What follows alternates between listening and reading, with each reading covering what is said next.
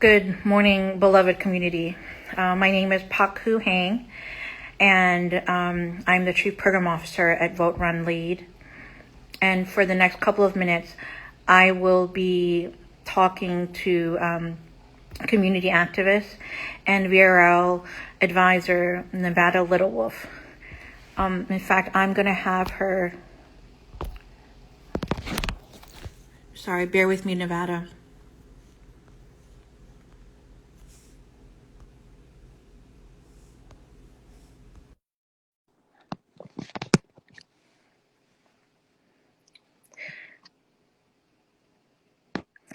So for the next couple of minutes, I'm going to be talking to Nevada Littlewolf, who is not only the political director for Women Winning, but she's also a longtime VRL advisor. Hello, sister. Hi, Paku. Nevada, I was just telling folks in the audience that for the rest of the day from now until 5:30 this evening, we're going to be talking to community activists and elected officials who can tell us the real story of what's going on the ground. And I know for you, you live actually near the third precinct in that neighborhood, and you have been bearing witness to all the things that are happening. And so I wanted to start off this conversation by asking you, what are you seeing and what are you feeling? Yeah, it's really hard to explain how I'm feeling. I've just it's been now essentially 1 week since I learned the news of what happened to George Floyd in South Minneapolis. And so from that moment until now, it feels like it's just been an ongoing escalation. Of course, like the news itself was just heart-wrenching and painful. And you could feel that throughout the community of Minneapolis. And I know that that was resonating across the state, across the country, and across the world. But it was most palpable, I think, here in our community. And what started out as, just a couple of people last Tuesday standing outside the third precinct protesting has escalated into our community and our neighborhood being occupied, as well as just the complete destruction of our neighborhood infrastructure and community. Right. I was wondering if you could talk a little bit about Migizi. I know I'm pronouncing that wrong, but it's a nonprofit that has housed so many oral stories of Native folks in Minnesota, and it's a nonprofit that's located just a few buildings down from the third precinct. It's also a nonprofit whose building was burned down, and I was wondering if you could tell us a little bit about what happened there. Sure. So yeah, Migizi Communications is an American Indian youth organization. They just recently moved into that building. Kelly Drummer, their executive director, who is a friend of mine and professional colleague, many people know Kelly. They had just raised, I think, $2 million in the last year, 2 years to get this new building, beautiful building, just in a better place that was more amenable to the students who were using it. And so from what I understand happened was the post office was started on fire, and they're adjacent to the post office, and that also then spread over to their building. And then of course Gandhi Mahal, which is another Ruhel who owns that, is also a social justice leader in the community, and his restaurant has been a community meeting space. In fact, Vote Run Lead, we met there a few years ago for an event for women, and he provided community space for us. So yeah, there's a lot of hurt in the community around our communities of color, not just our Native brothers and sisters, our Black brothers and sisters, but our community. Ruhel is Indian, right? So it's like we see the Hmong communities affected. We're seeing the Latinx community affected. I think the understanding, like what people have to understand, is that the Lake Street corridor is really, our communities of color corridor for businesses and for neighbors and people who live here.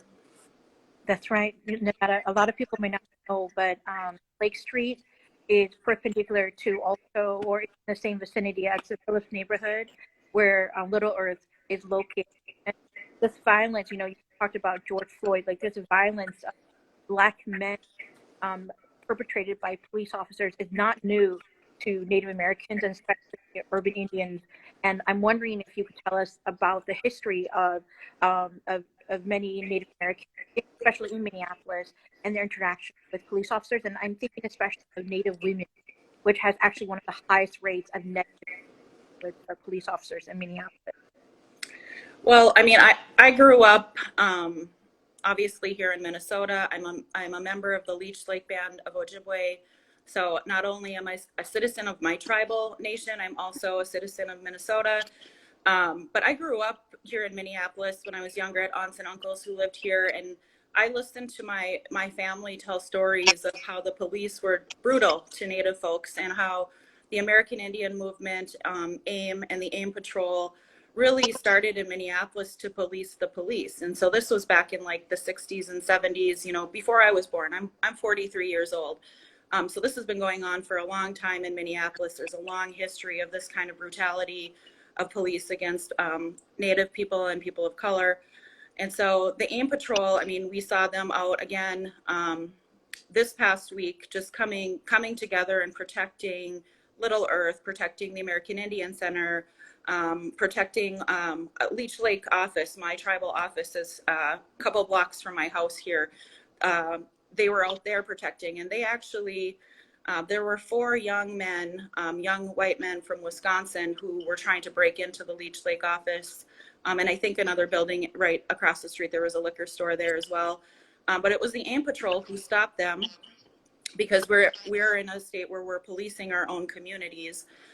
They found out who these 4 young men were, and they called their mom in Wisconsin, and they were like, get over here and pick up your kids and get them out of Minneapolis. They don't belong here right now. And what they're doing is they're terrorizing our neighborhoods, and they're not here to stand in solidarity with George Floyd.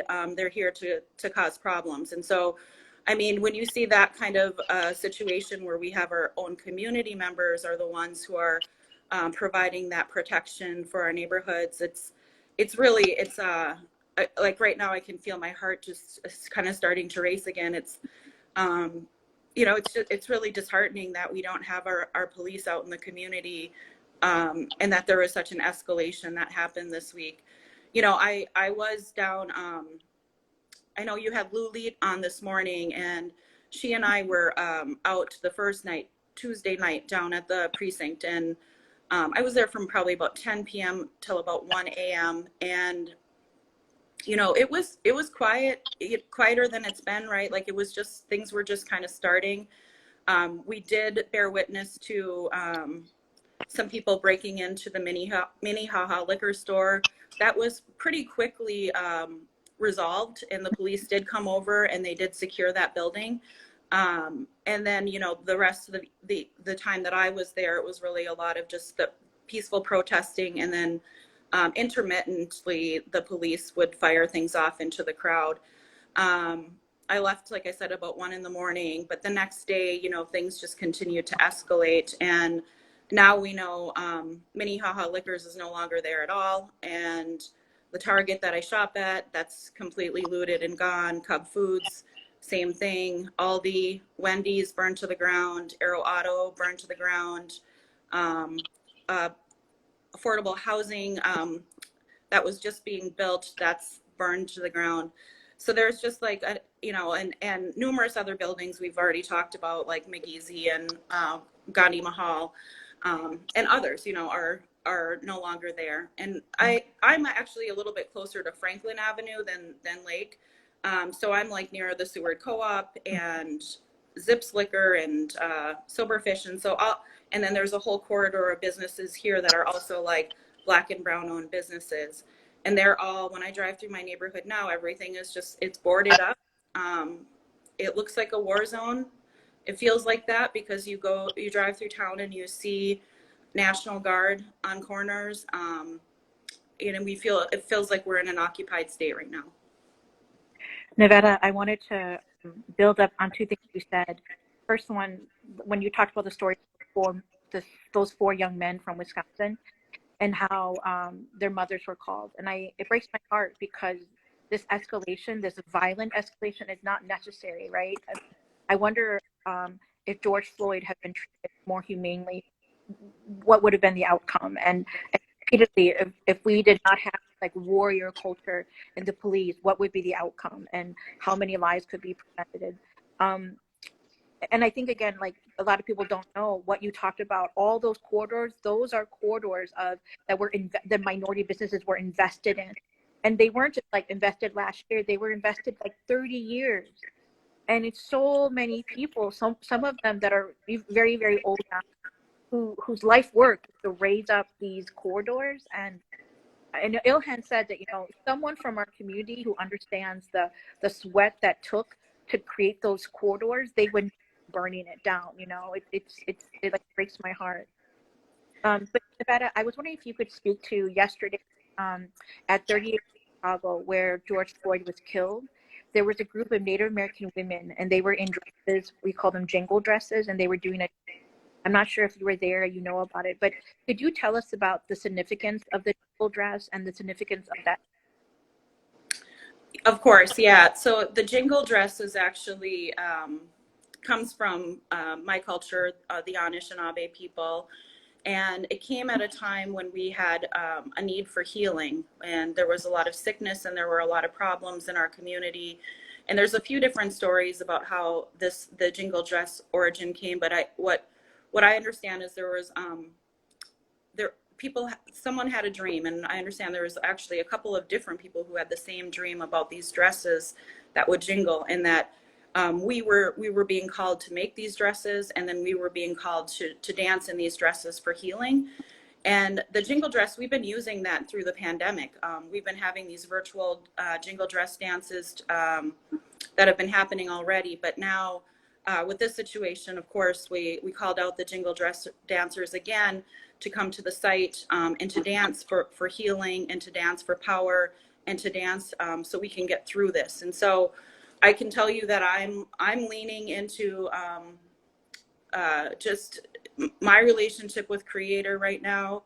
I'm seriously, Creator, help us all. This is just the most insane and terrible situation that we're in a pandemic, and then also in this situation now with this uprising. And I think I pulled out my hand drum. I don't even know hand drum songs. I think Vote Run Lead is like good friends with the Oshkosh singers. We've had them come in many times here in Minneapolis and across Minnesota to sing with us, and they always sing the strong woman song. That's the song that they'll sing when they come with us. And I have a lot of their CDs, and I've heard their songs a lot, but I haven't actually done any singing or drumming with them. But I did get a drum this past month because of the pandemic, and I just went out on Saturday and just started drumming and singing because I feel like I need to do that. And this, like, I'm going to continue to do that, and that's kind of again, like culturally, like, we're being called back to our traditional ways of being, our traditional ways of healing. And we know that's what's going to get us through. That's what's always gotten us through. That's right. Nevada, I was thinking a lot about you this week because I remember how you said that your dad is the flame keeper, right? In a traditional funeral, your dad is the one who keeps the flame. And I was thinking about my own culture.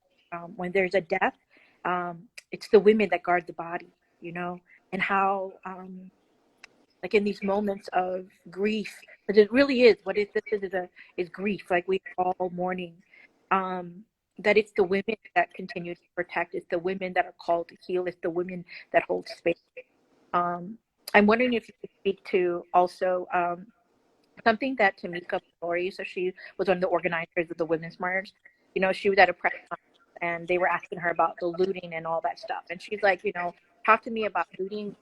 Like, white supremacy is what taught about looting. Like, white supremacy and colonizers were the ones who came and looted from the Native Americans. And I'm wondering if what's happening this week is making me think about just the history of resistance in the Native community, and how do we move forward?